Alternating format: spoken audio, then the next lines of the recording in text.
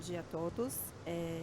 Hoje é o segundo dia do 9º Congresso Todos Juntos contra o Câncer, um evento repleto de discussões importantes e essenciais para que a gente consiga seguir trabalhando da melhor maneira a promoção, a prevenção, o diagnóstico e o tratamento do câncer, para que eles aconteçam da maneira mais correta, né? E também chegamos ao nosso 9º Simpósio de Reabilitação em Oncologia, realizado pelo Comitê de Fisioterapia da Abrale. Eu sou a Paula Tonini, eu sou especialista em fisioterapia e oncologia e membro do Comitê de Fisioterapia da Abrale. E gostaria de avisar que foi necessário a gente fazer algumas mudanças em relação à moderação das mesas, mas nada que vá comprometer a riqueza do evento e o aprendizado durante o nosso evento. E para isso eu vou convidar a doutora Patrícia Figueira para a moderação da primeira mesa.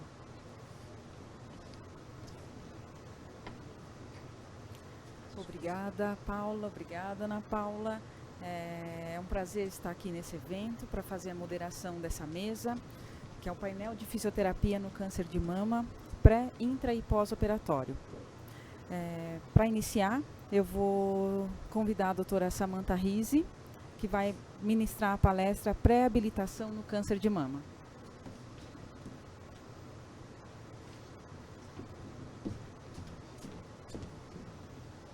Prefiro falar aqui no microfone. Tá funcionando? Estão ouvindo? Só para completar, a Samantha é especialista em Oncologia e Saúde da Mulher, doutora e mestre em Ciências da Saúde pela Unifesp, coordenadora da especialização em Ginecologia e tutora da residência multiprofissional de Oncologia da Unifesp. Obrigada, Paty. Bom, sem palavras para agradecer e expressar o quanto eu estou feliz de estar aqui hoje com vocês. O timer não foi ligado. De estar aqui hoje com vocês nesse congresso que eu tenho um carinho muitíssimo especial para falar de um tema também muito especial, que é pré-habilitação no câncer de mama. Espera aí, deixa eu ligar. Agora foi. Bom, a Patrícia já me apresentou, não vou me estender aqui. Quem quiser conhecer um pouquinho mais do meu trabalho, tem aí meu Lattes e meu Instagram. Bom, vamos falar de pré-habilitação no câncer de mama. É importante contextualizar que o câncer de mama, ele é o mais incidente na população feminina no nosso país. Segundo a estimativa do INCA, a gente espera cerca de 66.280 novos casos de câncer por ano aqui no nosso país para os anos de 2020, 2021 e 2022. Quando a gente fala em câncer, nós temos estratégias públicas para o controle do câncer. E essas estratégias envolvem promoção de saúde, prevenção, diagnóstico, tratamento, reabilitação e cuidados paliativos. Eu vou fazer vários gatilhos em vocês hoje. E o primeiro é esse. Onde vocês acham que a fisioterapia no câncer de mama atua dentro dessas estratégias? Somente nas duas últimas? Não. Nós atuamos em todas as estratégias. Então, o fisioterapeuta, como profissional de saúde, deve atuar para diminuição da incidência do câncer, no diagnóstico, no tratamento e também, sim, na reabilitação e nos cuidados paliativos. Então, hoje, essa palestra é sobre pré-habilitação, mas eu sempre brinco que a gente não pode esquecer os outros 2 P's, da prevenção e da promoção de saúde, que nós temos que agir, sim, em todas essas estratégias. Dentro da linha de cuidados, então, do câncer, desde fatores de risco, rastreamento, diagnóstico, tratamento, onde que entra a pré-habilitação? O que seria já uma pré-habilitação? Então, deixa eu só achar onde aperta, do diagnóstico até o primeiro tratamento, a pré-habilitação entra uma forma da gente possibilitar que este paciente esteja melhor para iniciar esse tratamento. Então, a pré-habilitação ela inicia antes do tratamento, a partir do diagnóstico do câncer. Para entender, então, sobre pré-habilitação no câncer de mama, é essencial que o fisioterapeuta entenda minuciosamente como é o tratamento do câncer de mama, que envolve tratamento cirúrgico. Essa paciente pode fazer diferentes tipos de cirurgia, pode ou não fazer uma reconstrução mamária, que ela pode ser imediata e tardia, e diferentes tipos de abordagens adjuvantes. Eu coloquei a cirurgia aí no centro porque a cirurgia geralmente ela é realizada em todos os pacientes. E as terapias adjuvantes, como a químio, a rádio, elas podem ser indicadas ou não. A químio pode ser realizada antes ou depois da cirurgia e tem as suas indicações. Não vou me estender aqui. O que eu quero trazer? Que você, fisioterapeuta, tem que entender esse processo de quando a paciente vai realizar cada terapêutica, quais podem ser realizadas juntas ou não, em que momento cada uma vai realizar. Porque se a gente vai falar em pré-habilitação, de propiciar, trazer esse paciente melhor antes de cada uma dessas terapêuticas, a gente precisa saber na linha do tempo, para o nosso paciente, qual terapêutica vai ser realizada e em que momento. E é extremamente interessante também saber o impacto que cada uma dessas terapêuticas pode causar naquela paciente. Esse é um mapa mental que eu desenvolvi com alguns dos principais efeitos colaterais, né, das principais complicações relacionadas às terapêuticas do câncer de mama. Então a gente tem que saber muito bem sobre isso. Mas vamos falar em pré-habilitação, né? A pré-habilitação geralmente ela envolve diversas vertentes, e essas vertentes geralmente são exercícios físicos para um condicionamento cardiovascular melhor, que o paciente chegue ao tratamento com um condicionamento cardiovascular melhor. Atendimento psicológico para enfrentamento da doença, que o paciente chega ao tratamento enfrentando melhor a doença. Diminuir ou cessar o consumo de álcool e tabaco, principalmente tabaco. E uma melhora nutricional prévia ao tratamento. Nem preciso falar que envolve uma equipe interprofissional. E qual paciente se beneficiaria? A maioria dos estudos sobre pré-habilitação traz uma estratificação. Então, vamos pensar, né, os nossos pacientes numa pirâmide, quando a base ali são todos os pacientes que se beneficiariam de orientação, de uma triagem. Então, fazer uma triagem inicial para ver quem precisa de uma pré-habilitação mais intensa ou de quem somente com orientações. Ou seja, aquele paciente que já não fuma, não consome álcool, que já tem um condicionamento cardiovascular adequado, que tem um status nutricional adequado, às vezes só orientar ele e manter aquilo já é suficiente. Agora não, tem pacientes aqui no nível intermediário que eles podem ter fatores de risco específicos, e a gente vai direcionar a pré-habilitação para esses fatores de risco específicos, e pacientes, né, com fatores de risco maiores, que a gente precisa ficar mais em cima, a gente propor estratégias mais intensas para esses pacientes. Quem me conhece, que já teve aula comigo, meus residentes estão aqui, sabem que eu sou a louca do ERAS, né? Do Enhanced Recovery After Surgery, que são medidas baseadas em evidências sobre o pré, peri e pós-operatório, para que o paciente tenha uma recuperação mais rápida e melhor após um procedimento cirúrgico. E a pré-habilitação, então, ela é parte do ERAS. E eu acho sensacional esse gráfico que mostra o que a pré-habilitação preconiza. Então, ali em verdinho, aqui está falando especificamente de cirurgia, mas ali em verdinho, um paciente aqui no seu início, né, no seu baseline do diagnóstico. Qual que é a ideia da pré-habilitação? Melhorar esse paciente para que depois da cirurgia, quando ele tiver aquela piora, ele não fique muito pior do que ele era na época do diagnóstico. Diferente do que está ali de azul, que o paciente não foi pré-habilitado, que ele vai sair, né, para o tratamento naquele estado basal dele, e ele vai ter uma piora. E ele vai ficar durante um período pior do que ele era, e talvez ele nem se recupere ao que ele era antes. Então, este é o conceito de pré-habilitação. Esse estudo aqui traz uma proposta de exercícios, isso é uma proposta, não precisa ser assim, tá? Mas o que eu acho interessante é que esses exercícios, pensando em condicionamento cardiovascular, eles têm que ser de intensidade moderada, e aí o estudo traz a escala de Borg para predizer o que é a intensidade moderada para esses pacientes. Esse protocolo aí, ele traz exercícios de resistência, exercícios de fortalecimento e de alongamento. E para câncer? Você está falando em pré-habilitação de modo geral, e para câncer? A grande maioria dos estudos sobre pré-habilitação são em pacientes oncológicos. Essa revisão aqui é muito interessante, ela traz que a pré-habilitação tem sim evidência de que a gente melhora um paciente oncológico, e ele está falando especificamente de cirurgia. A ideia não é ficar lendo Mas eu trouxe aqui, eu grifei lá em cima em rosinha, que ele avalia tanto a questão de desfechos cardiovasculares, os pacientes que fizeram pré-habilitação, e vocês veem aí que tem artigo para diferentes tipos de câncer, e ali em verdinho lá em cima, desfechos clínicos, como por exemplo, tempo de internação. Paciente que faz pré-habilitação, diminui tempo de internação. Opa, será que isso diminui custo em saúde? Olha que importante. A gente vai conversar lá para frente da importância da pré-habilitação em diminuição de custo em saúde. E para câncer de mama?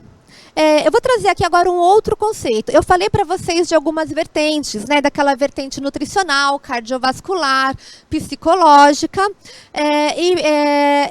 Quando a gente fala, e do tabaco, e quando a gente fala em câncer de mama, e isso existe para diversas especialidades, então para fisioterapia pélvica, a gente acrescenta mais uma vertente, que é da melhora funcional relacionada àquele lugar onde o paciente, aqui no caso, vai operar.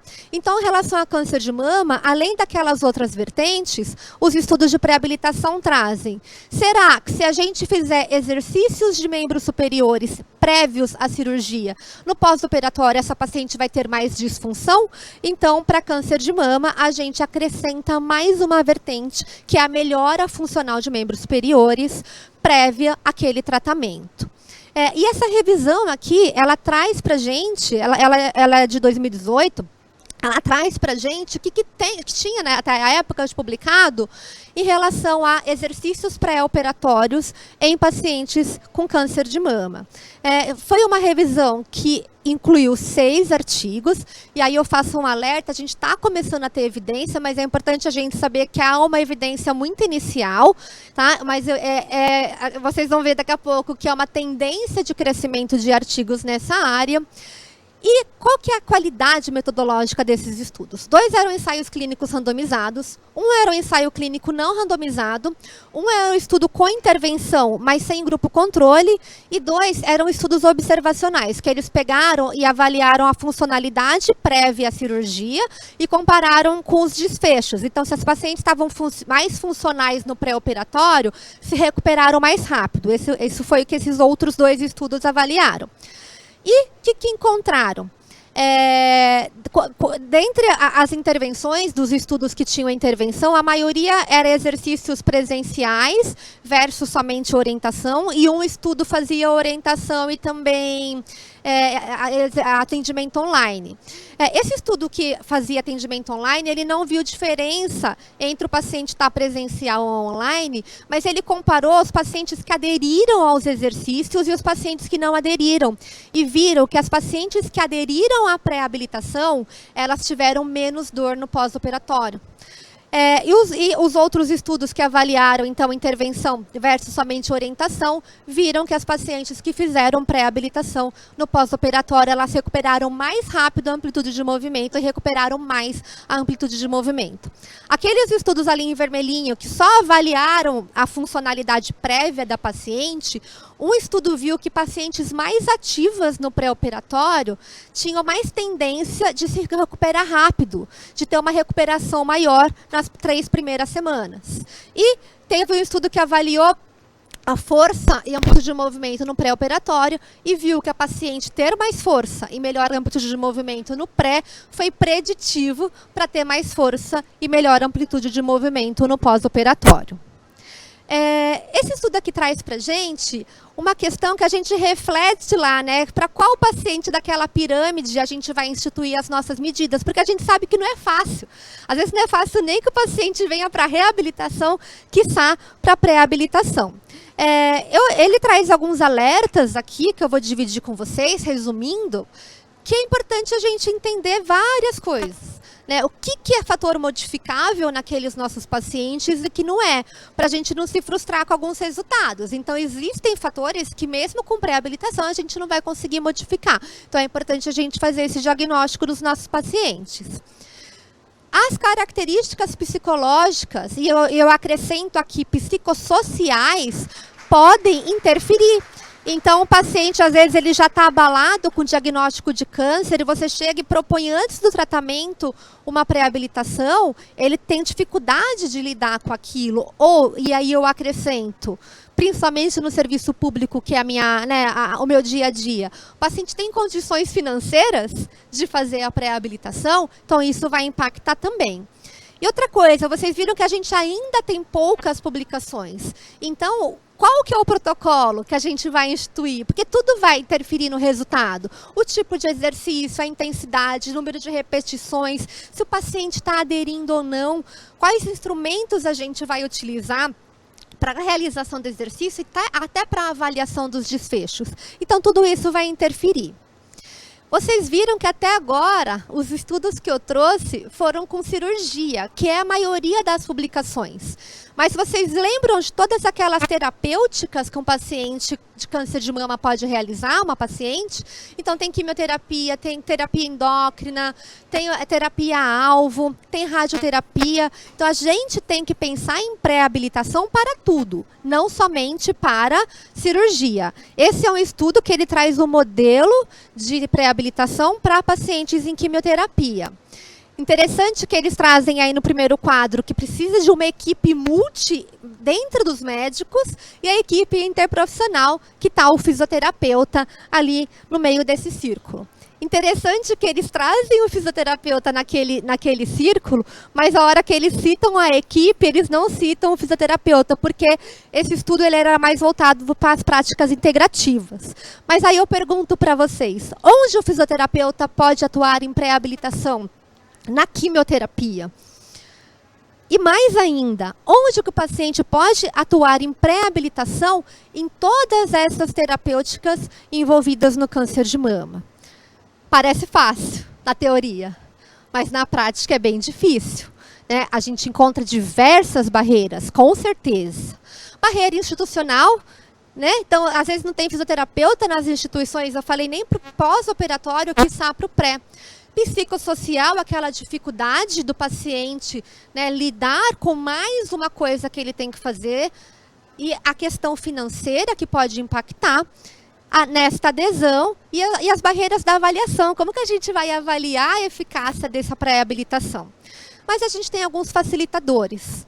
Um deles são as evidências, que estão começando a surgir, e cada um de nós que trabalha com pesquisa, né, tem que começar também a pensar em pré-habilitação para mudar os nossos paradigmas.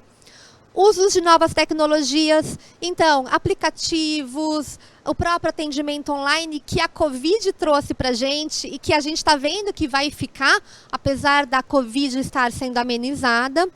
Estudos de custo-efetividade. Lembra lá atrás, gente, diminui o tempo de internação. Se a gente conseguir comprovar cada vez mais que a gente é mais barato, fazer pré-habilitação é mais barato do que o paciente ter sequelas, a gente consegue romper algumas daquelas barreiras, principalmente a institucional. E aí tem algumas publicações já nesse sentido, tem estudo que viu a pré-habilitação em ambiente virtual, aplicabilidade, tem estudo de custo-benefício, falando que pré-habilitação diminui custos, não é específico para câncer de mama, mas a gente já tem estudo nesse sentido. Tem estudo mostrando que exercício no pré-operatório altera a biologia tumoral. Então, aí está um grande boom que a gente precisa se agarrar para que a gente consiga romper aquelas barreiras. E aqui as evidências. Trago para vocês o número de estudos por ano. Olha ali quantos estudos nos últimos anos. Essa curva está crescendo absurdamente o número de publicações de pré-habilitação de modo geral e em pacientes oncológicos. E na prática, como fazer? A Anke maravilhosa acabou de chegar. Eu trouxe aqui uns esqueminhas que ela que construiu. É uma querida, dividiu comigo. Como que a gente faz na prática? Primeiro, a gente tem que ver na nossa instituição quanto tempo leva do diagnóstico para o tratamento. Então, porque esse tempo entre o diagnóstico e o tratamento é a nossa janela de tratamento, a nossa janela de tempo para a gente instituir a nossa pré-habilitação. No SUS, a gente tem esse artigo aqui que mostra que demora, em média, 62 dias para um paciente iniciar o primeiro tratamento após o diagnóstico. E isso é lei, né? Eles têm até 2 meses para iniciar o tratamento. Então, essa seria a nossa oportunidade. E aqui vou finalizar com esse esqueminha, né, feito pela maravilhosa Anke Bergman, do diagnóstico do câncer, a gente fazer a nossa triagem, a nossa avaliação fisioterapêutica, e aí tem diversas formas, né? Então, testes funcionais, capacidade cardiovascular, ADM, enfim, depende muito também dos instrumentos que você tem disponível na instituição, e fazer essa triagem. Esse paciente tem alterações que justificam uma pré-habilitação mais em cima? Alterações funcionais, é sedentário, fuma, tem impacto na qualidade de vida, enfim. Não, então somente seguir com a orientação de manter essa vida saudável que ele já mantém. Se sim, aí a gente vai para estratégias, então, de pré-habilitação, com exercício, incentivo à atividade física e orientações, né, ou ajuda para parar de fumar e beber. Então, o exercício é uma potente intervenção e a gente tem que tentar achar um exercício que cabe na vida daquele paciente. E aí, né, é uma outra barreira que a gente vai instituir. Então, exercícios com o fisioterapeuta presencial, exercícios em casa, atividades laborais, enfim, no meio do transporte, tentar aumentar a carga de exercícios desses pacientes. É uma jornada longa e difícil, mas que nós vamos ter que assumir. Quero finalizar fazendo um convite, com licença para as meninas, para a gente se encontrar em Gramado ano que vem, no CBFO 2023, que vai ser no finalzinho de abril, e eu vou estar lá falando do ERAS, né, da fisioterapia no pré, peri e pós-operatório baseado no ERAS. Muitíssimo obrigada pela atenção.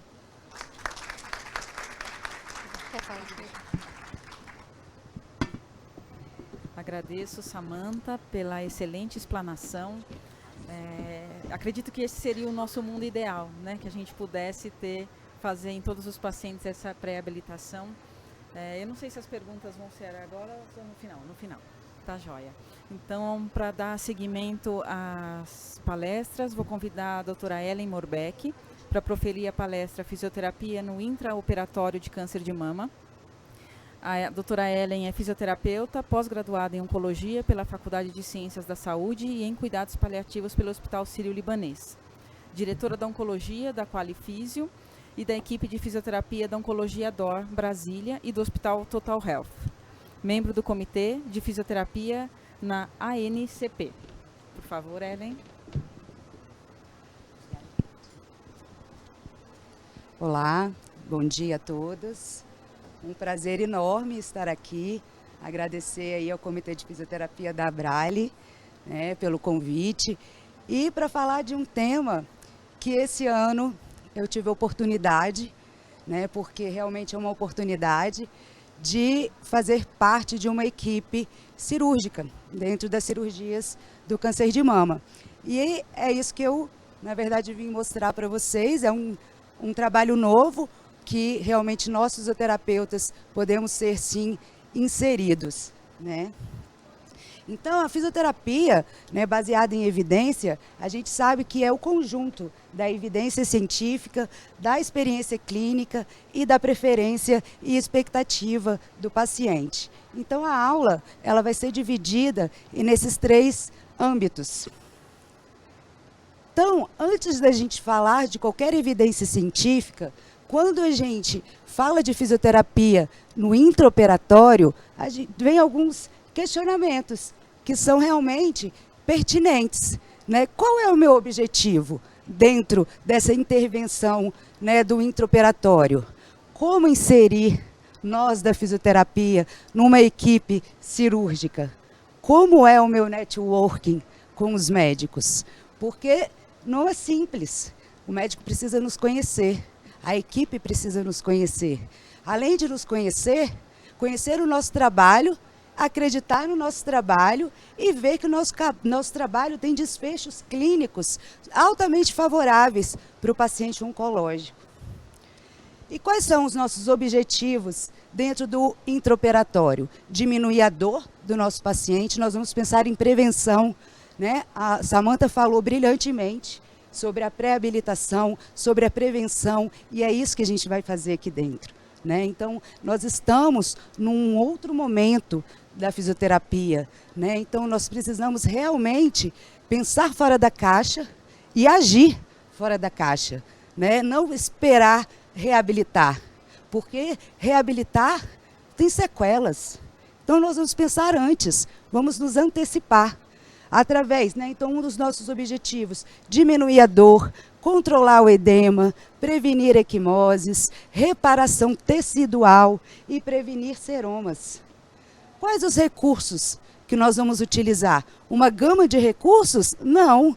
Os recursos que são realmente eficazes e que trazem a resposta que a gente precisa. Então, muitas vezes, nós fisioterapeutas pensamos que precisamos ter um arsenal de recursos para tratar o paciente com câncer de mama. Mas depende. Depende do meu objetivo, depende onde é essa atuação, em que momento, em que fase da doença. Então, eu trago o taping, E quais são os objetivos, o efeito do kinesiotaping? Melhorar a circulação, aumentar o espaço intersticial da pele e dos tecidos conjuntivos subjacentes, tratamento de condições como linfedemas, insuficiência venosa, edemas, hematomas, superficiais. Então, esse é um artigo que traz, foi, na verdade, um estudo piloto sobre o uso do taping nos hematomas, uma vez de os hematomas já formados. Então, esse estudo ele trouxe que aumenta mesmo essa eficiência do sistema linfático, reduz a pressão dos mecanoreceptores abaixo da derme. Isso faz com que diminua os estímulos nociceptivos. Essa revisão sistemática me traz, temos evidências do taping? Uma revisão sistemática do ano passado, que traz que muitos estudos sugerem, sim, o efeito positivo do kinesiotaping para o tratamento de edema. Então, mas ainda faltam evidências, e a gente sabe disso. E aqui fica a provocação para todos nós, que nós precisamos realmente trazer aí novas evidências mais concisas, para a gente ter a nossa atuação aí cada vez mais válida, Então, reduz sim o inchaço, reduz a dor, tem mais funcionalidade, menos efeitos colaterais, uma satisfação do paciente enorme. Esse outro estudo é um estudo da Odonto, que eu achei bem interessante a gente trazer, porque a Odonto traz mais estudos, a ortopedia tem mais estudos e a oncologia. E nós usamos muito, Então, esse estudo feito com 100 pacientes, avaliar o edema, o trismo e a dor.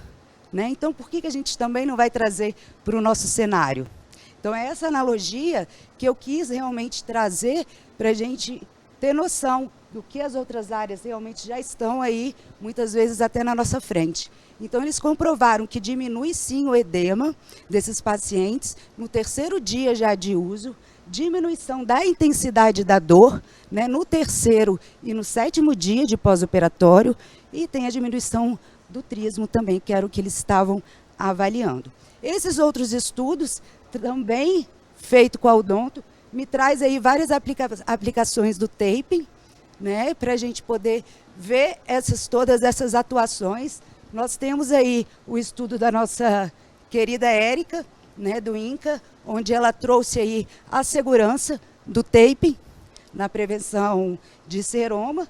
E temos também a fotobiomodulação, que ela vai trazer o quê? Um controle dos mediadores inflamatórios. Então, essa fase inflamatória que a cirurgia causa, ela vai ser bem controlada. E a experiência clínica? A experiência clínica eu vim mostrar para vocês. Então, a nossa atuação dentro do centro cirúrgico. Então, como que é? Como que a gente precisa fazer? Qual o tipo de técnica? Depende. Depende de como é a cirurgia. Depende do que acontece durante a cirurgia.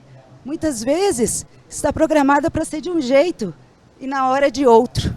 E aí? Nós precisamos ter o raciocínio clínico, de acordo com cada caso, sem esquecer a biografia do paciente. Então, aí, um pouco da nossa atuação mesmo, em todos os aspectos. Aqui uma mastectomia radical. Então, para a gente ter noção realmente, né, o quão é importante a nossa atuação, né, de uma forma precoce, que é a fisioterapia precoce. E isso realmente me encanta os olhos, né, aquece meu coração durante todos esses anos de fisioterapia oncológica, porque o resultado é incrível, as sequelas são mínimas, né? Então, a nossa atuação realmente ela precisa começar cada vez mais cedo.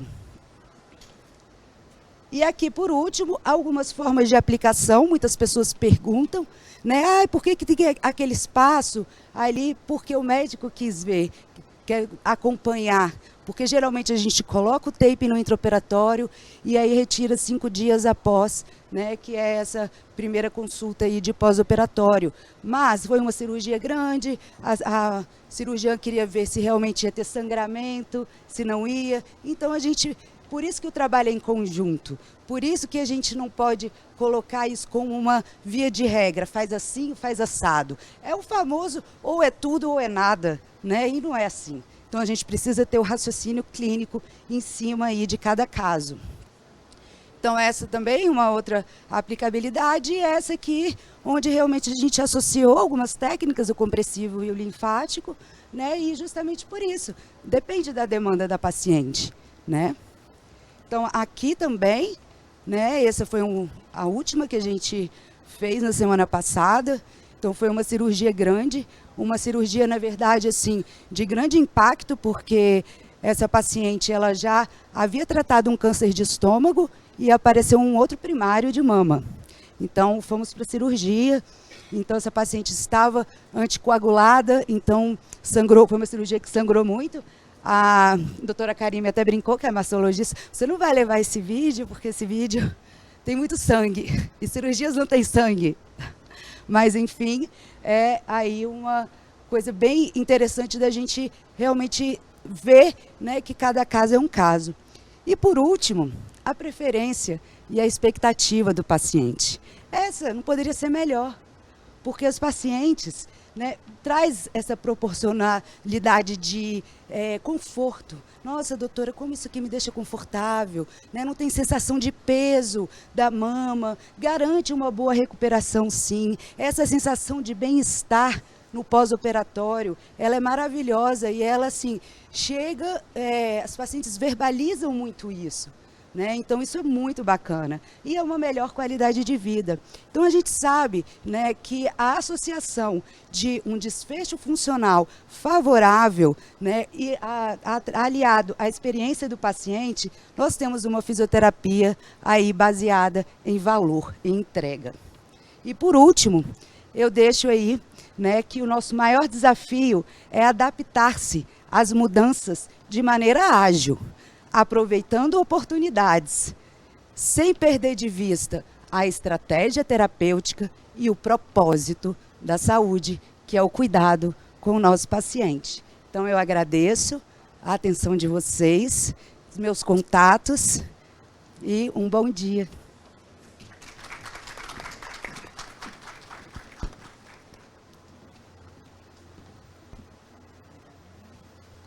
Agradeço, doutora Ellen, pela excelente explanação.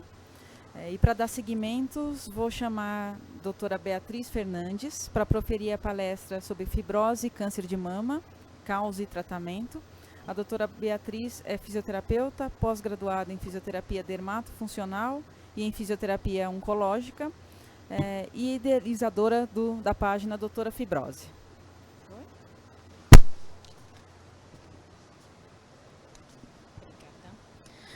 Bom dia a todos. Primeiramente, obrigada, Patrícia, pela introdução. Obrigada ao convite da Abralha. É um imenso prazer estar aqui palestrando para vocês.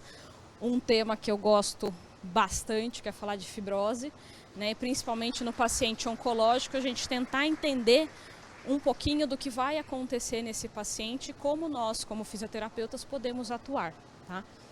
Então, a gente vai entender um pouquinho da definição, que eu acho que essa é a parte mais importante, né? Que muito se fala, mas pouco se sabe. Então, a gente tem cicatrização excessiva, excesso de matriz extracelular, principalmente o colágeno, reposição de elementos estruturais da matriz, com acúmulo excessivo de tecido cicatricial composto de colágeno distorcido. Então tem uma alteração desse colágeno que é formado, tá?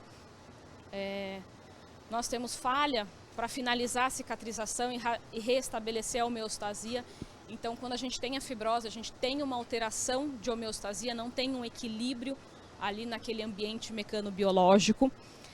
Uma fibrose progressiva, acompanhada por alterações persistentes no ambiente mecânico, como consequência da deposição patológica de matriz e um enrijecimento desse tecido, tá? É um processo de cicatrização persistente, ou seja, ele tem um começo, ele tem um meio, mas ele não finaliza, ele não consegue terminar, porque tem excesso de células, excesso de sinalizadores que vão deixando isso persistente, né, que vão prolongando esse processo, né, e geralmente ela está associada a algum tipo de trauma, de lesão repetitiva. Isso a gente fala principalmente, a lesão repetitiva já entra a radioterapia para a gente, né, abrindo a cabeça um pouquinho aí. E então o que acontece? Todo o processo de fibrose ele vem decorrente de um processo de cicatrização, tá? Então é um processo que ele tem um começo, ele tem um meio e ele deve ter um final. Então tudo que foi produzido no processo de cicatrização ele tem que finalizar, tá? Só que o que acontece? Por algumas questões individuais, pelo próprio organismo do paciente, em alguns momentos todas essas citocinas, essas células inflamatórias, elas podem estar descoordenadas, desequilibradas, e aí o próprio organismo produz a mais ou a menos, certo? Então, o que acontece? A gente tem um processo que vai levar a uma fibrose, tá bom? Causas de lesões repetitivas, lesão inflamatória, inflamação crônica, também pode desviar esse caminho e levar para uma fibrose, né, para um processo que não vai finalizar. Então ele vai ficar numa fibrose crônica, com deposição excessiva de matriz, de colágeno, de todos os demais componentes da matriz, que a gente vai precisar tentar, né, ao máximo resolver, né, e finalizar esse processo para o paciente. Então, quando a gente pensa no paciente do câncer de mama, os principais tratamentos, diretamente a rádio e a cirurgia, são os procedimentos que podem causar a fibrose, o processo de fibrose. Então a gente pensa a cirurgia como um trauma único que a paciente, grande parte das pacientes será submetida, né? E a radioterapia. Também a grande parte das pacientes será submetida a algum tipo de radioterapia durante o tratamento e que podem acometer, né, que podem desencadear, na verdade, a cascata da cicatrização e levar à formação de fibrose. Então, quando a gente fala da cirurgia, nós temos um único trauma, tá? Independente do tamanho dessa lesão, né? Então, quanto maior a lesão, dependente da lesão, quanto maior a lesão, maior o processo de cicatrização, menor a lesão, menor o processo. Mas é um processo que tem começo, meio e fim, tá? Então, a gente tem um único trauma, um único momento que a paciente vai ser submetida à cirurgia, e aí vai desencadear o processo de cicatrização, que ele vai ter que finalizar em algum momento. E aqui nesse processo a gente fala de mais ou menos segundos após o início até meses. Esses meses aqui a gente coloca de 12 a 24, que alguns artigos vão colocar pra gente, tá? Então se a gente pensar uma média de 12 meses para finalizar, normalmente antes desse período o paciente já vai ser submetido a algum outro procedimento. Então, aqui principalmente da cirurgia, eu tenho um trauma mecânico, eu tenho um dano tecidual, que vai me gerar uma inflamação, vai gerar cicatrização do tecido lesionado, ele vai ser substituído por um novo tecido, que é o tecido de cicatrização, que vai formar a arquitetura da região que foi lesionada. E aí eu tenho uma fibrose recente e provavelmente uma fibrose reversível. Por quê? Porque é um único trauma, um único trauma que vai gerar o processo de cicatrização, certo? Diferente da radioterapia. A rádio são lesões diárias, repetidas, né, com um efeito cumulativo para poder lesar a célula de DNA da célula tumoral, o DNA da célula tumoral, porém ela não é seletiva. A radioterapia não vai destruir somente as células tumorais. Ela vai alterar o DNA das células saudáveis, tá? Algumas conseguem se reestruturar, se reestabelecer, porém grande parte delas continua com uma alteração no DNA. Então, essa alteração do DNA das células que foram submetidas à radioterapia, ela leva a uma alteração de função de cada uma dessas células. Então, ela não tem a mesma resposta que uma célula normal teria, seja para o tratamento, ou seja, a própria função celular vai estar alterada, certo? Então, ao invés da célula produzir sinalizar, fazer uma sinalização, uma condução, ela vai produzindo de forma completamente descoordenada e desgovernada. Então, a gente tem uma matriz extracelular de forma aberrante, ou seja, com muito mais produtos, muito mais células, muito mais colágeno, e que são distorcidos do que seria o normal, do que seria do processo de cicatrização normal, porque a função celular está alterada. Tá? Então, tem uma lesão por radiação, é uma lesão tecidual diária, ou seja, de mais ou menos de 15 a 30 sessões o paciente que vai ser submetido. Tá? Normalmente, quando ele começa no primeiro dia, às vezes chega no segundo, já desencadeou outro processo, é outra lesão. Ele chega na 15ª sessão de rádio, é outro processo de cicatrização que vai ser desencadeado dali para frente. Então, a gente tem uma lesão diária, cumulativa, ou seja, quando ele terminar o processo, a última sessão de rádio desencadeou um processo para começar ali.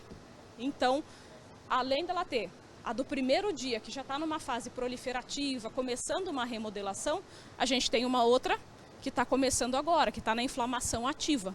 Tá? Então, a gente tem as fases cumulativas e sobrepostas. Então, enquanto uma está na inflamação, outra está na proliferação, outra já está entrando na remodelação, e isso para o organismo conseguir se organizar é muito mais difícil. Então, esses efeitos vão se sobrepondo, vai gerando uma inflamação maior, além da alteração do DNA das células que eu já falei anteriormente, que vai causar alteração na função de cada uma das células. Então, a resposta celular é diferente. E aí a gente tem tecido cicatricial, da mesma forma, que é pela lesão, pela inflamação, uma fibrose tardia. Então, normalmente, a fibrose induzida pela radioterapia é uma fibrose que vai começar a aparecer com mais de 6 meses. Então, a gente fala entre 6 e 1 ano, que é para justamente conseguir terminar todo esse processo, a gente ter uma organização desse tecido, mas a alteração do DNA vai fazer com que isso funcione constantemente. Então, a fibrose vai se alimentando para continuar sobrevivendo ali no local. E irreversível por quê? Porque a lesão do DNA não vai deixar a gente conseguir finalizar essa fibrose. Então, diferente da fibrose da cirurgia, aqui a gente não consegue mexer nessa alteração do DNA que foi causada. Então, a gente melhora o quadro da paciente, mas ela mesmo não vai ceder. Então, o paciente vai estar com frequência voltando para fazer sessão com algum incômodo. E aí, normalmente, o paciente do câncer de mama faz cirurgia ou a rádio. O problema é quando ele faz os dois. Então, ele vem de uma cirurgia e em questão de 2 meses, 3 meses, ele já começa a rádio. Ou vice-versa, ele fez a rádio e vai fazer a cirurgia.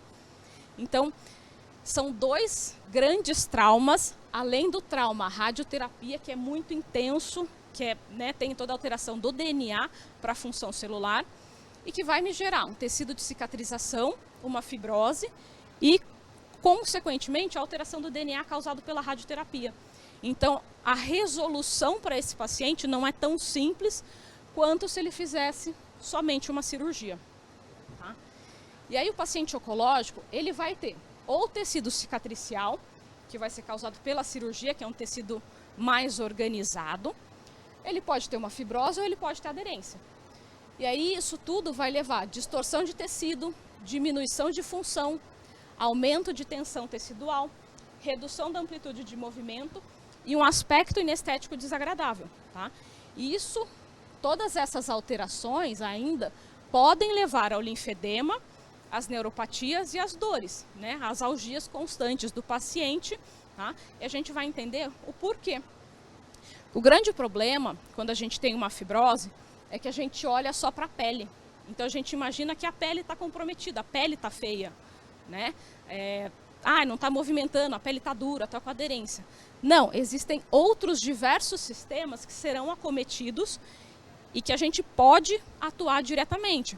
Então, por exemplo, o endotélio vascular e linfático, causando edema e linfedema, alteração nas fáscias, a fibrose nas fáscias com aumento de espessura, diminuição de mobilidade, nos músculos, causando os espasmos dolorosos, nos ossos a gente pode prevenir uma osteoporose, também já trabalhando com o paciente desde o começo, e nos tendões e ligamentos, né, também com aumento da diminuição da elasticidade, aumento da espessura e causando uma perda de ADM e de função desse paciente.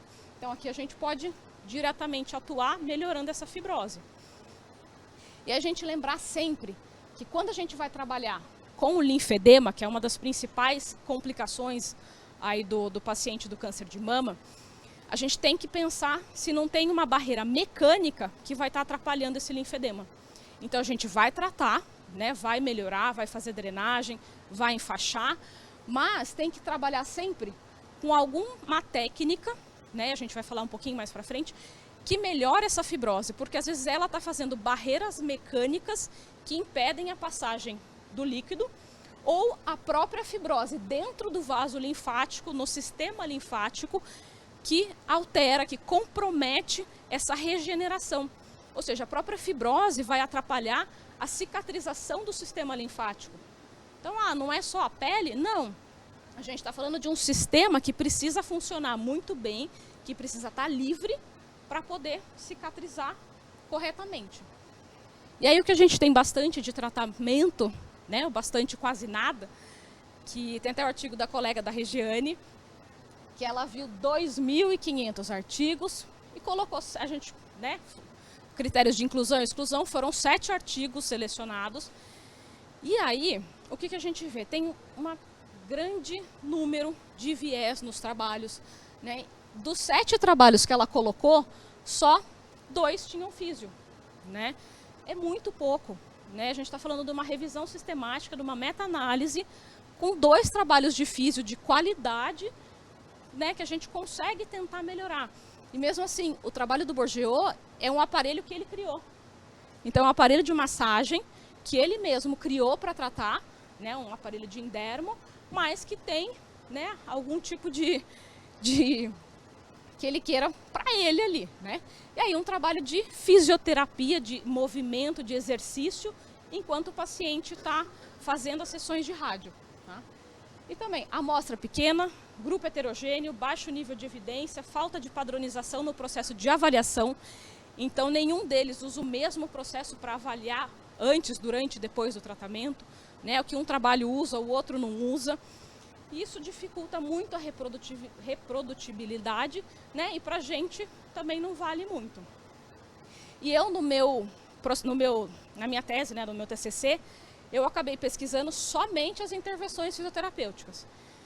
Então eu coloquei alguns artigos a mais do que a colega, a Regiane, mas eu só coloquei de físio. E aí a gente vê como é difícil, né, entrar nesses trabalhos. Por quê? Ensaio clínico, revisão, relato de caso, ensaio clínico, revisão, relato de caso. Então, assim, são estudos muito fracos, né, baixa evidência científica, ou amostra muito pequena, né? Então, relato de caso para a gente não diz muita coisa. Existem alguns tratamentos? Possivelmente, mas a gente tem que melhorar ainda, carece de muito mais estudos de qualidade para entender como tratar essa fibrose, tá? E aí, os trabalhos, no geral, eles se assimilam muito com o processo de mecanotransdução. Então, é sempre algum tipo de massagem, algum tipo de mobilização, né, que vai transformar força mecânica em estímulo bioquímico, né, em organização desse ambiente bioquímico, né, para tanto em todas as fases de cicatrização, então desde a inflamação, na proliferação e na remodelação. E aí já tem trabalhos que analisaram quantidade de células presentes, né, quando você realiza algum alongamento e quando você não realiza nada. Então existe um número, principalmente do TGF-beta1, que é a principal célula da cicatrização, da formação da fibrose, e aí que ele diminui. Quando aqui no caso o camundongo foi submetido ao alongamento, à mobilização, diminuiu a quantidade de células e a gente teve um tecido mais organizado com menor aderência. Tá?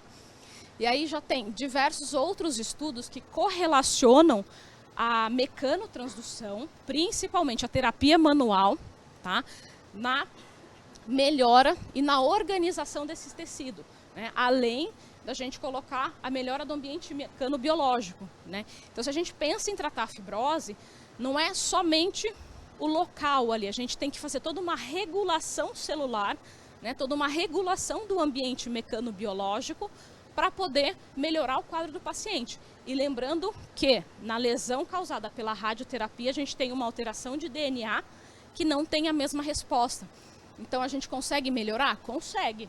Mas se o paciente for submetido à rádio, a gente tem uma alteração muito mais difícil de tratar a longo prazo. E aí a paciente volta, melhora, mas ela volta com dor. Melhora, mas ela volta porque está limitada. Melhora porque está repuxando, né? Então ela vai e volta da físio com mais frequência. E a gente lembrar sempre de falar para a paciente que as alterações causadas pela radioterapia, elas vão aparecer a longo prazo. Então não é uma fibrose que ela terminou a rádio, o paciente está com a fibrose. Não, ela vai terminar, vai começar a aparecer, principalmente por conta do processo de lesão acumulativa, lá na frente. Então de 6 meses a 1 ano, são os efeitos agudos da rádio. Tá? E o que a gente tem principalmente como objetivo quando vai tratar um paciente que foi submetido, né, que está com fibrose ou que foi submetido à cirurgia ou à rádio? Então a gente tem que melhorar sintoma, prevenir as complicações, restaurar a funcionalidade com breve retorno às atividades diárias, laborais e de lazer. E aí, principalmente, adequar esse ambiente mecanobiológico. Tá? Então, independente da técnica que vai ser utilizada, né, independente da preferência de cada um, a gente tem que pensar no paciente, avaliar muito bem, ver qual a necessidade desse paciente e restabelecer essa função do paciente o quanto antes. Porque o paciente é sempre a nossa preferência. Muito obrigada.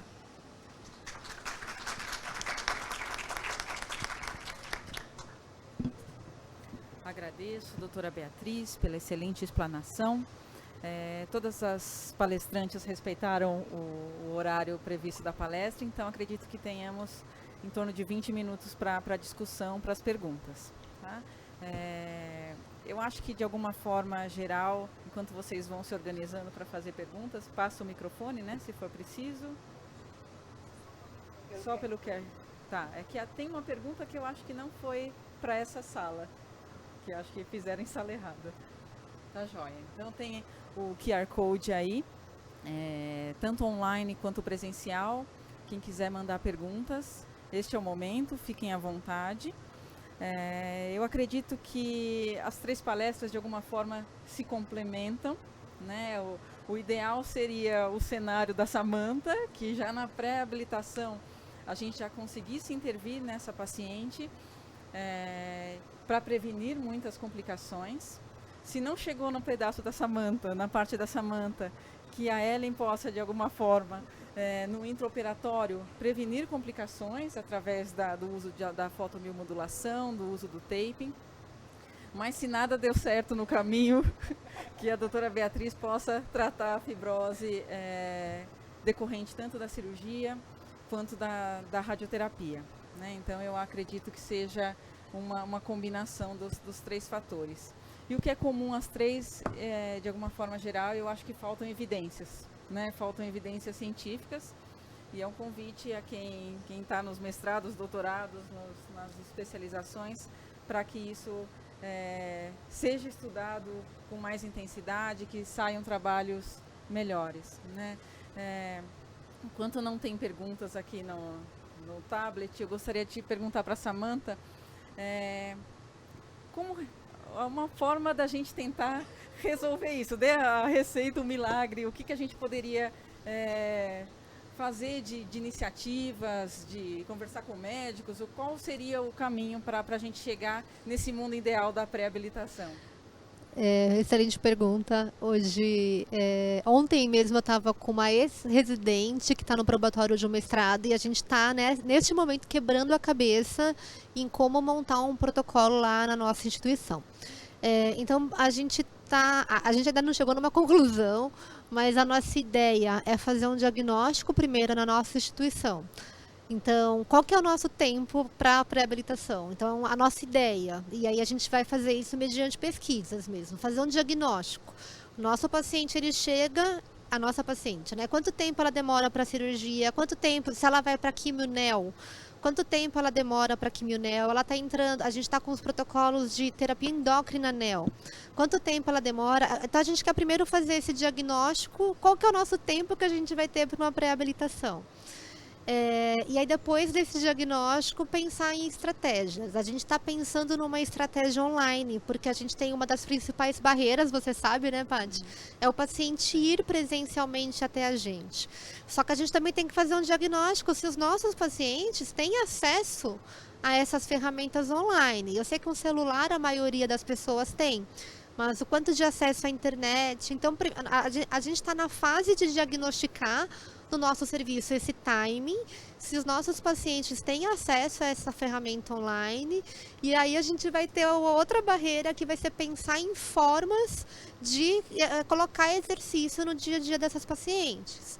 Porque, às vezes, né, muitas vezes, nessa fase pré-tratamento, pacientes que trabalham ainda não estão de licença médica, ou pacientes que não trabalham, entre aspas, né, mas a gente sabe que em casa a gente trabalha muito mais. E as nossas pacientes, maioria mulher, a enorme maioria mulher, porque a gente está falando de câncer de mama, geralmente são pessoas que têm aquele trabalho não remunerado, não reconhecido em casa. Então a gente está nessa fase de diagnóstico e a ideia é, na nossa instituição, como é uma instituição de ensino e pesquisa, a gente fazer pesquisa. Eu quero primeiro montar um mestrado para esse diagnóstico, para depois o doutorado, provavelmente dessa mesma pessoa, ser a instituição do protocolo. Mas a gente está nessa fase ainda de planejar como a gente vai fazer o diagnóstico. Porque a nossa ideia é que essa paciente, ela chegue também, a gente avaliar essa paciente no momento do diagnóstico e antes da intervenção também para a fase de diagnóstico, para a gente propor alguma proposta, sem ser redundante, e depois a gente tem um comparativo para depois da instituição da pré-habilitação, né? Mas não é fácil. A gente está quebrando a cabeça para tentar entender o que a gente vai fazer, mas a gente está na luta aí para conseguir implementar. Obrigada. Eu recebi um recadinho que a plataforma de perguntas está com problemas, então quem tiver perguntas na plateia pode fazer ao vivo também. Tá? Enquanto isso eu vou perguntando para a Ellen, a gente sabe que faltam evidências, né? Eu também acabo fazendo algumas intervenções de intraoperatório, mas a gente fica baseado na nossa experiência clínica, do que colegas estão fazendo, sem tantas evidências, né? Na sua prática, assim, o resultado, o que você colhe, né, num pós-operatório, de prevenção de complicações, né? Então, reduz a incidência de fibrose, melhora as equimoses. O que você mais vê nesse pós-operatório? Realmente é isso, né, Paty? A gente vai trabalhando, justamente acaba que a experiência clínica ela sobressai, né, nesse contexto da escassez de evidências, né? E você, no início da sua fala, quando você veio, né, moderar aqui a gente, isso aqui é o mundo ideal, né? A nossa mesa é o mundo ideal da fisioterapia, né, no câncer de mama. E realmente, é de você ficar maravilhada com os resultados. Realmente é uma paciente que não vai tomar nem analgésico para dor. É uma paciente onde você retira o taping, você não tem equimose. Né, você consegue controlar realmente o edema, né? Ela faz uma evolução aí realmente sem fibrose. Então, por isso que eu falei no início da aula que é a menina dos olhos do momento para mim, porque eu fico encantada com os resultados, né? E fico encantada ainda mais com o poder da nossa fisioterapia precoce, né? Então, realmente, a gente precisa levantar essa bandeira, a gente precisa realmente estar aqui numa mesa de discussão, mesmo não tendo evidências robustas, né? Porque nós temos aí alguns anos de prática, todas nós aqui da mesa, né? Então, assim, fizemos a formação juntas, né? De oncologia. E é isso, eu acho que a gente tem que, sim, ser inserido, né? Sempre de uma forma trazendo esse desfecho clínico favorável, porque é isso que vai encantar. E é isso que vai encantar não só o paciente, como o médico. E aí vão vindo as indicações, né, pelos resultados. Então, são fantásticos. A saúde baseada em evidências, né? Exatamente. Da gente levar em consideração a opinião do especialista também. Sim, e do paciente, né, Exato. também. Então, esses os relatos de não tomar mesmo analgésico, não tomar nem dipirona, porque não tem necessidade nesses 5 dias aí que ela fica com taping, quando a gente encontra, não tomou analgésico, você retira o taping, não tem equimose, né? E assim, a evolução da cicatrização, ela realmente, né, ela é fisiológica, né? Só de curiosidade, Ellen, você usa películas protetoras antes de colocar o taping e algum uso de alguma substância para retirar o taping? Não. Então, na hora da cirurgia, né, isso vem muitas perguntas, né, em relação como que a gente faz, se a CCIH do hospital aprova, não aprova. Quando a gente vai entrar em cena, eu brinco, é retirado todo o campo cirúrgico, né, então assim, já fechou, né, então retira-se tudo, está tudo limpo, então a gente pode, né, aplicar, na hora de retirar uso sim, né, eu esqueci o nome do negócio, é um sprayzinho que a enfermagem usa, então eu também uso, compro e eu esqueci o nome dela, depois eu posso passar para vocês, que sai, mas só do taping já está 5 dias, ele já sai de uma forma muito mais fácil, né, do que, então, assim, o dano de tecido, ele é mínimo, né, eu não vou falar que ele é 100%, que nada é 100%, mas ele é muito pequeno mesmo, né, mas a gente precisa fazer essa avaliação da pele também antes, né? Então, não é simplesmente abrir, colar e pronto, como todos acham. Eu falo que não é salompas, né? Exatamente, não é salompas. Não é só colar alguma coisa. Né? Doutora Beatriz, na sua prática clínica, você acaba utilizando também o taping, o laser, para fazer o tratamento das suas fibroses? Bom, a Ellen comentou, né, a gente consegue também melhorar, prevenir, né, muito a fibrose, fazendo essa atuação precoce, né? Então, se a gente controla todas as células inflamatórias, todo o processo inflamatório, isso fica muito melhor, a resolução, a gente tem um processo fisiológico muito mais próximo do natural, né, do fisiológico mesmo, então a nossa atuação fica mais fácil. E então eu acabo, muitas vezes, em alguns pacientes já utilizando no intraoperatório o taping para prevenção, né, tentar controlar um pouco mais, mas quando o paciente chega já no consultório, né, para tratar uma fibrose, então eu uso muita mobilização tecidual, tá? Eu falo, é o carro-chefe da minha atuação, embasando mecanotransdução, tudo. Eu trabalho muito com a parte de cinesioterapia no paciente, né, então muito movimento, alongamento, exercício, né, orientando muito esse paciente para o exercício. O taping uso, em alguns casos, quando o paciente já está na fibrose, ele já não tem mais uma radiodermite, né, então que é uma reação aguda aí da radioterapia, então a gente consegue aplicar o taping, né, não tem também grandes evidências do taping para a fibrose, mas a gente, né, pelos artigos de mecanotransdução, uma das forças que ajudam a degradar e organizar esse tecido é a compressão, então a gente, né, consegue tentar algum tipo de compressão com o taping, né, lógico, associando com o sutiã cirúrgico, com os paddings, né, tudo isso. E o laser também, em alguns momentos eu acabo utilizando, principalmente para tentar conduzir melhor o processo de inflamação, né, porque como a gente viu na definição de fibrose, em alguns momentos a fibrose ela é um processo inflamatório que ele não cessou, que ele não cedeu, né, então ele não conseguiu terminar a cicatrização. Então é uma inflamação que ela continua acontecendo. Então, fisiologicamente, o laser anti-inflamatório consegue controlar um pouco mais essas células, esse processo, né? Também carece de evidências científicas, já tem alguns artigos que começam a falar um pouco mais desses procedimentos, né, para a gente atuar com o paciente, mas a gente precisa de muito mais trabalho, muito mais evidência aí para embasar. Isso aí. Alguma pergunta da plateia? Paula? Meninas, mais uma vez, obrigada pela explanação de vocês, sempre é muito rico. O que a dificuldade que a gente encontra no serviço público é muito semelhante ao que a gente encontra no serviço privado, né? Porque tem custo, tem a indicação da equipe para poder chegar na gente. Então, lógico, é mais acessível no pós, mas no pré também essa dificuldade ela acontece, né? O mundo ideal, infelizmente, ele ainda não existe. E o que eu queria perguntar para a Ellen é o seguinte: a gente sabe das questões de CCIH, não só para o taping, mas eu queria saber de você qual que é a questão de entrar com material no centro cirúrgico, com o laser também, porque o laser é seu, né?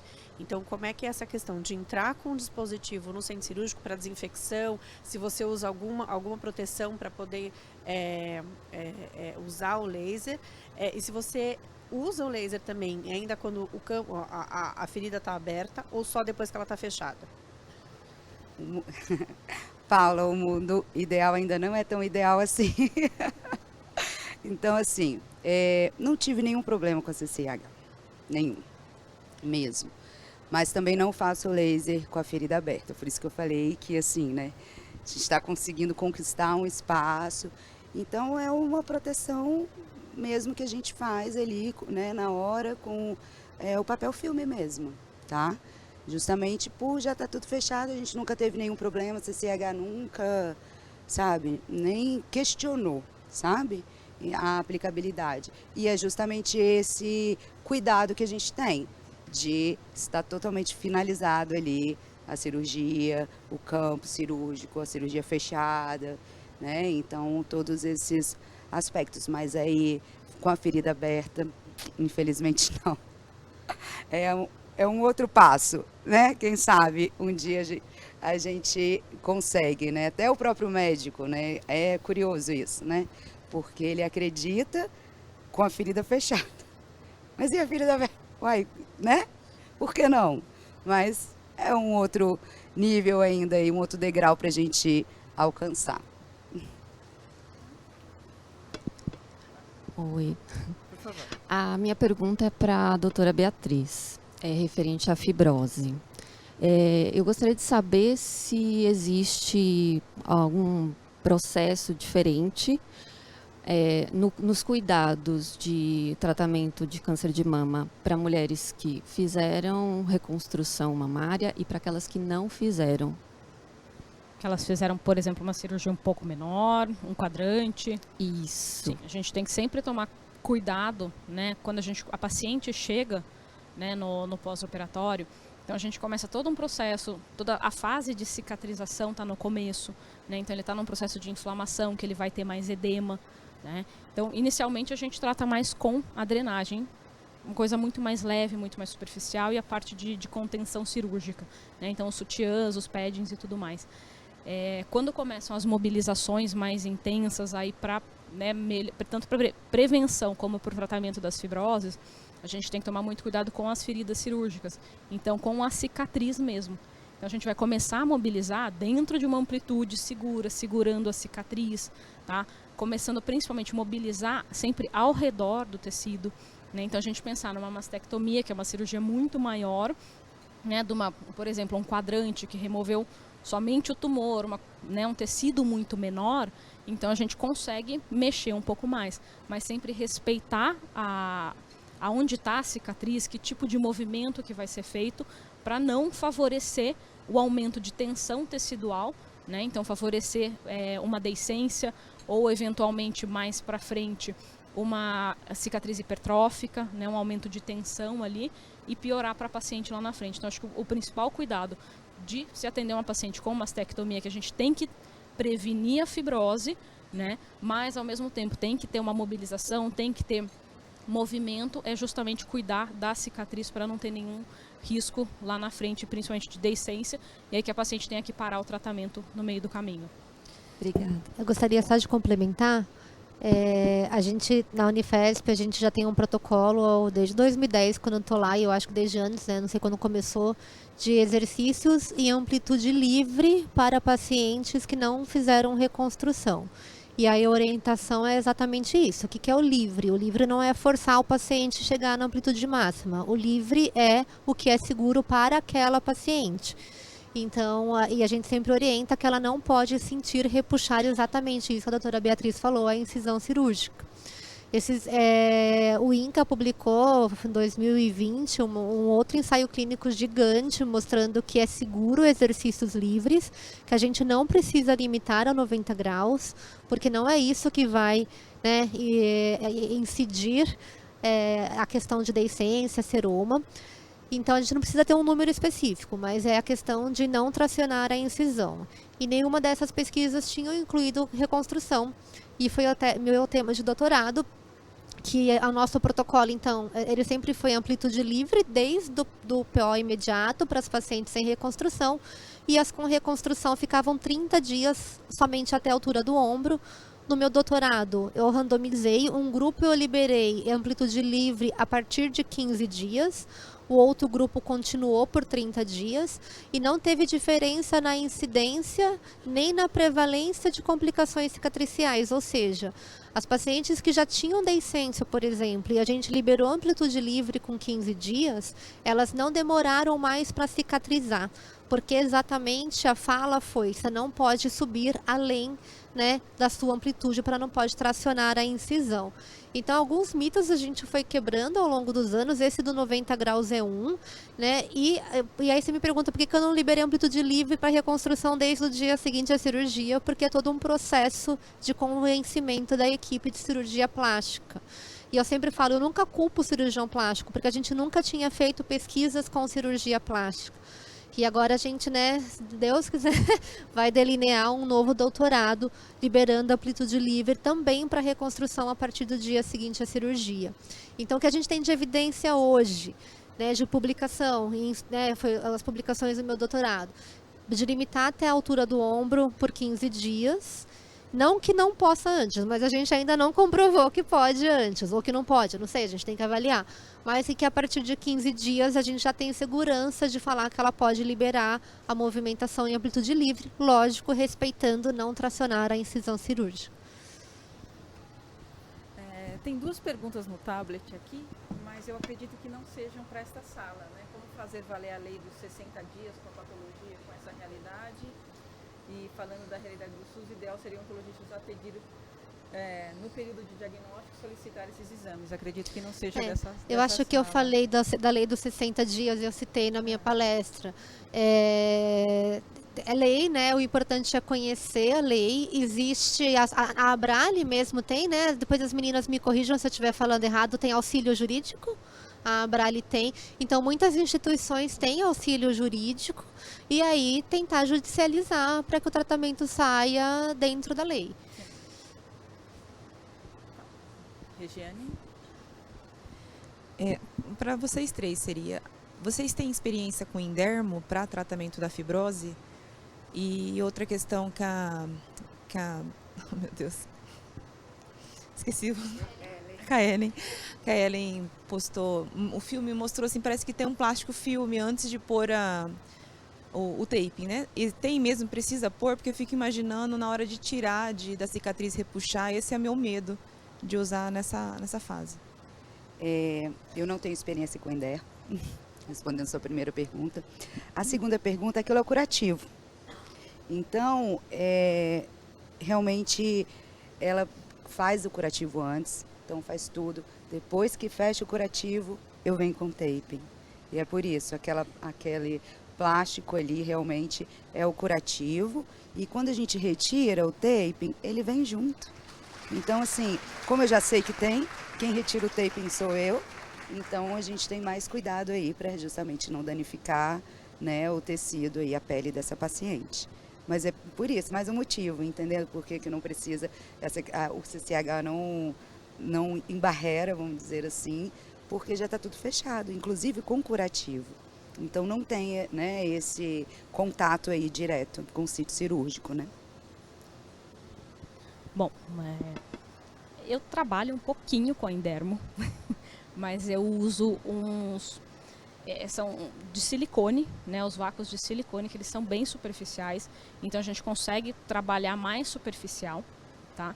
Principalmente quando a gente tem aderência associada, porque às vezes você começa a melhorar a fibrose, ela melhora, você tem uma mobilidade no sentido, no paralelo da pele, mas o perpendicular está preso. Então a gente consegue só nesse superficial bem leve, né, para não danificar, porque também toda vez que a gente tem a lesão, né, causada pela cirurgia, seja numa cirurgia plástica, numa cirurgia de câncer de mama, o que o tecido quer, né, o que o organismo quer fazer? Colar, ele quer cicatrizar. Então se a gente usa uma força muito forte para, né, para puxar, para fazer essa sucção, então que normalmente esses aparelhos fazem, ou até a pistolinha com o Indermo de vidro, né, acaba fazendo muita força e aí você descola o tecido. Então ele vai ter muito mais trabalho, né, para colar de novo, ele vai produzir muito mais fibrose, né, a resposta vai ser pior. Se a gente consegue controlar, deixar isso mais superficial e respeitando principalmente a fisiologia e a mecanobiologia do tecido, é possível melhorar um pouco da aderência, né, que fica ali depois que a gente melhora a fibrose, para tratar esse plano perpendicular ali onde ficou, né, mais preso, mais aderido. Nós temos que encerrar agora. Agradeço mais uma vez a doutora Samanta, a doutora Ellen, a doutora Beatriz e a participação da plateia nesse painel de fisioterapia no câncer de mama. Muito obrigada a todos.